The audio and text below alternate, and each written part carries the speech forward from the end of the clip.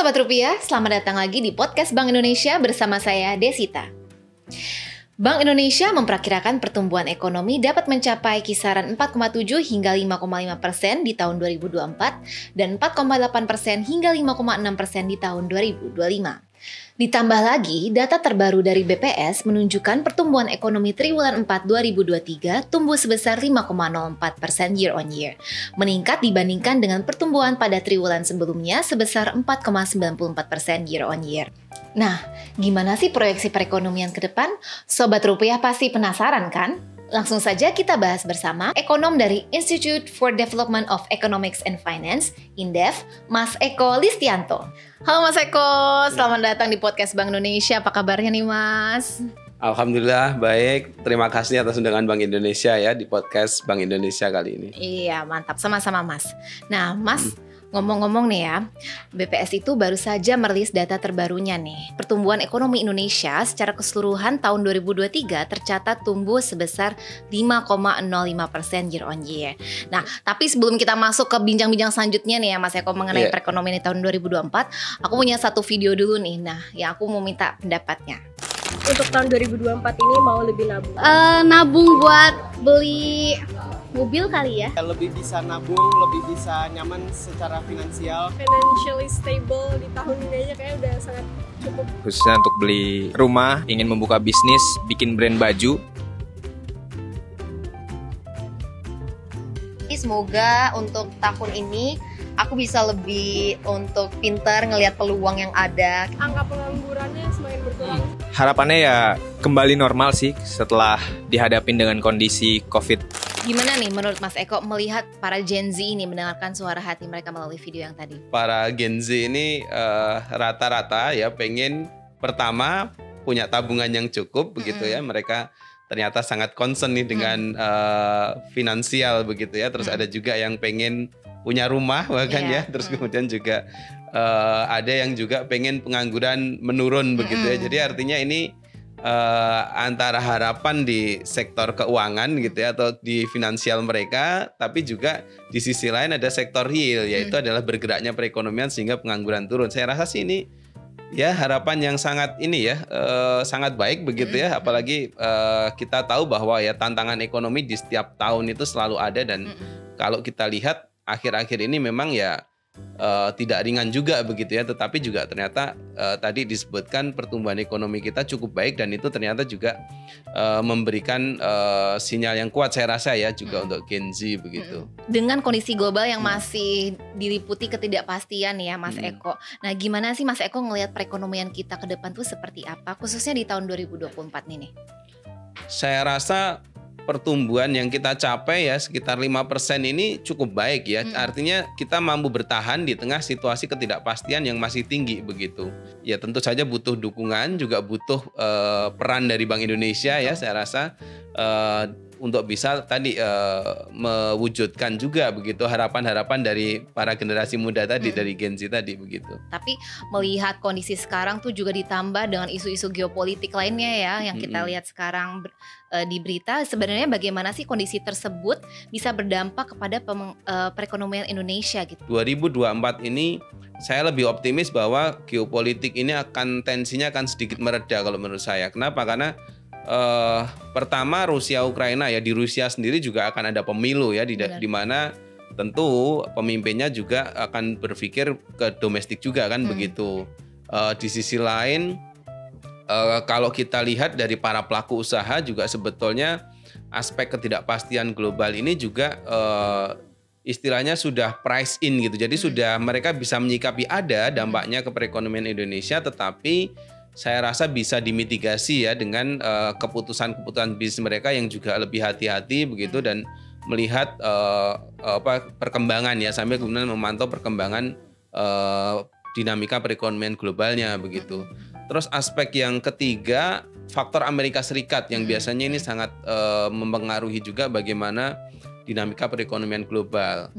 Kalau kita lihat sebetulnya Amerika Serikat ini tingkat bunga acuannya ya itu sudah bisa dikatakan mencapai peaknya ya, tidak agresif lagi kita tinggal menunggu kapan turunnya kira-kira begitu. Jadi dari situ sebetulnya memberikan secercah harapan ya bahwa ekonomi global di 2024 ini kemungkinan dari tensi geopolitik juga akan sedikit mereda. Terus kemudian dari sisi faktor suku bunga acuan yang tahun lalu ya sempat cukup agresif itu akan terkurangi tensinya sehingga dari situ ada harapan begitu bahwa ekonomi akan membaik di tahun ini begitu. Nah, tadi ngomong-ngomong indikator ya Mas Eko ya.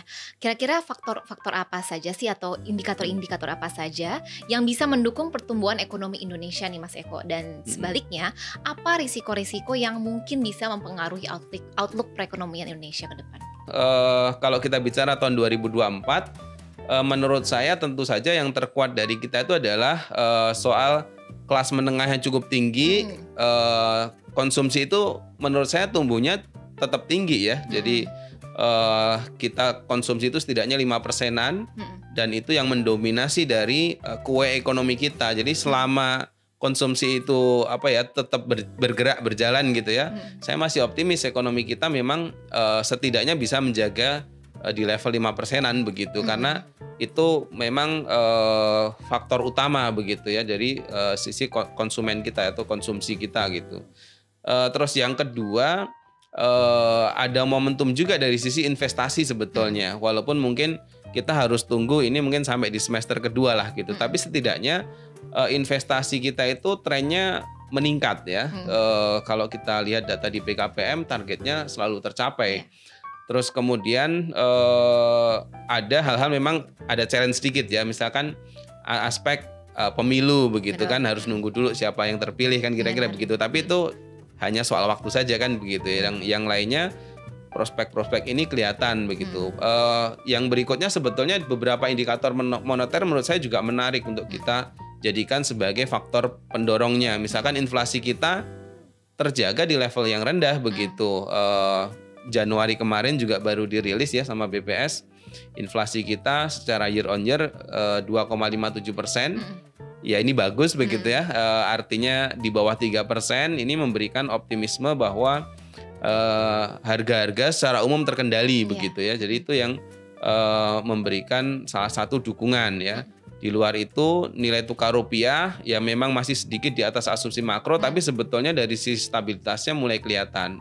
Dan challenge-nya menurut saya nggak sedahsyat tahun lalu ya karena tadi faktor suku bunga Amerika Serikat itu udah dalam tren menunggu turun kira-kira gitu, bukan dalam tren naik sehingga itu akan memberikan ruang bagi rupiah ya untuk bisa menguat begitu. Dan di sisi lain kita berharap nanti itu disambut oleh sektor perbankan untuk berani mengucurkan kredit lebih banyak lagi begitu.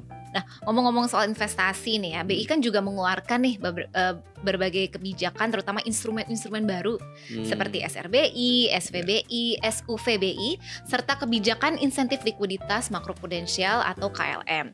Nah, apakah instrumen-instrumen tersebut bisa mendorong pertumbuhan kita hingga mencapai 4,7 hingga 5,5% sesuai proyeksi ke depan? Itu kalau saya lihat memang arahnya adalah untuk melakukan pendalaman ya, pendalaman di dalam sektor keuangan kita begitu sehingga dari situ diharapkan nanti akan lebih banyak inflow ya karena cukup variatif nih, cukup banyak pilihan-pilihan dari investor begitu untuk bisa menaruh uangnya di kita begitu ya sehingga ya ini sebenarnya akan terlihat dari nanti stabilitas nilai tukar kita dan itu sudah mulai kelihatan ya nilai tukar kita ya sekarang ini sekitar 15.700-an ya itu tanda-tanda ada penguatan begitu kalau kita lihat katakanlah beberapa minggu terakhir. Yang lainnya juga ada tadi instrumen yang sifatnya lebih mendorong ke pertumbuhan, support kepada pertumbuhan ekonomi juga ya seperti KLM misalkan gitu ya yang arah-arahnya makroprudensial itu biasanya diarahkan untuk mendorong growth begitu ya. Terus kemudian hal yang lainnya juga ini cross border ya perdagangan antar negara itu juga semakin difasilitasi ya dengan LCS begitu dan itu saya rasa juga bisa memperkuat nilai tukar kita ke depannya begitu. Challenge-nya tentu ada ya dalam konteks pertumbuhan ekonomi ya Indonesia bagaimanapun sekarang ini sedang mengalami sisi perlambatan ekspor kalau menurut saya ya. Jadi sebenarnya kita dari waktu ke waktu itu mengalami surplus perdagangan. Tapi karena globalnya tadi Mbak itu masih relatif moderat ya, bahkan ada cenderung turun, itu dari sisi permintaan ekspor mereka juga turun. Nah ini yang perlu kita katakanlah waspadai gitu ya di 2024 ini. Kalau kemudian harga komoditas tidak setinggi tahun-tahun sebelumnya, nah apa yang harus kita lakukan gitu ya. Nah saya menyarankan setidaknya kita optimalkan ya bagaimana ekonomi domestik ini tetap tumbuh secara baik. Dan saya rasa tadi instrumen-instrumen tadi sangat membantu begitu untuk memaintain ekonomi kita tetap setidaknya dalam range 5% itu saya berharap itu bisa disupport ya dengan instrumen-instrumen BI tadi begitu. Ngomong-ngomong di 2024 ini kan menjadi pesta demokrasi nih buat Indonesia. Apakah situasi ini menjadi tantangan bagi perekonomian atau justru sebuah kondisi yang dapat mendorong pertumbuhan ekonomi? Kalau menurut saya ya 2024 ini pemilu itu justru lebih berdampak positif gitu. Karena pertama dari sisi moneter jumlah uang beredar itu meningkat Mbak. Jadi itu menggambarkan ada geliat ekonomi nanti di dalam gambaran lebih realnya di sektor real begitu. Iya ada spending kan ya misalkan ya kampanye gitu ya, terus itu menginikan transportasi, terus makanan minuman juga tumbuh, tekstil, percetakan ya banyak sekali yang kemudian dampak ikutan dari fenomena pemilu ini. Jadi sebetulnya dampak positif ke ekonomi lebih besar begitu. Artinya dengan pemilu ini, dan kalau kita lihat ya di pemilu 2019, 2014 gitu, kami juga melakukan penelitian memang beberapa sektor itu justru lebih menggeliat ketika ada momen pemilu. Saya yakin juga termasuk di tahun ini ya, jadi 5,05 yang dicapai di 2023 itu juga ada sumbangsih dari momen kampanye gitu. Itu terlihat begitu. Nah, memang ada sedikit tantangannya juga ada challenge ya. Biasanya sektor-sektor yang long term gitu ya, konstruksi gitu-gitu yang kira-kira itu tahunan. Nah, itu kan perlu kepastian. Nah, di situ biasanya mereka lebih seneng menunggu dulu. Tapi kemudian setelah itu biasanya selalu diikuti setelah terpilihnya pemimpin begitu atau presiden, itu biasanya ekonomi kita kecenderungannya ya itu optimismenya lebih meningkat gitu. Karena udah lebih pasti ya. Udah lebih pasti begitu. Nah, Mas Eko sebagai penutup nih, apa sih sekiranya yang bisa dilakukan oleh Sobat Rupiah dan masyarakat umum untuk dapat berkontribusi bagi perekonomian Indonesia? Nah, ini menarik Mbak Desita ya. Jadi Gen Z ditambah generasi milenial ini adalah generasi muda yang saat ini mendominasi ekonomi Indonesia. Dan kalau kita bicara 2045, ini adalah generasi yang nanti akan menggenggam ekonomi Indonesia di 2045 begitu. Dan tentu saja kata kunci yang perlu di sini adalah kontribusi mereka itu adalah produktif ya. Jadi dengan mereka produktif pada posisi hari ini, misalkan ya yang sekolah belajarnya harus rajin begitu ya. Dengan itu nanti mereka jadi sumber daya manusia yang unggul. Mereka akan bisa ya berkontribusi lebih ya melalui pendapatan mereka ya, melalui kiprah mereka begitu. Yang berwirausaha ini juga kesempatan menarik ya, ekonomi Indonesia ini sangat besar begitu potensinya begitu, dan itu memerlukan wirausaha yang resiliensinya tinggi ya, inovatif begitu, dan ini memerlukan kontribusi generasi milenial dan Gen Z begitu. Terus kemudian aspek yang lain yang menurut saya juga harus mereka genggam adalah digitalisasi ya. Jangan sampai kemudian ya Sobat Rupiah ya Gen Z gitu tidak kenal digitalisasi gitu ya, nggak bisa make misalkan begitu ya, atau tidak ngerti sama sekali. Nah itu jangan sampai ya, karena mereka itu adalah generasi digital istilahnya begitu, dari lahir sudah tahu apa itu digital gitu ya, sehingga kita harapkan dengan adanya digitalisasi itu membuat mereka lebih produktif ya. Katakanlah yang wirausaha mereka bisa menggunakan platform-platform digital gitu untuk ekspansi usahanya ya, sampai ya mungkin ke luar negeri begitu ya, dan lain-lain.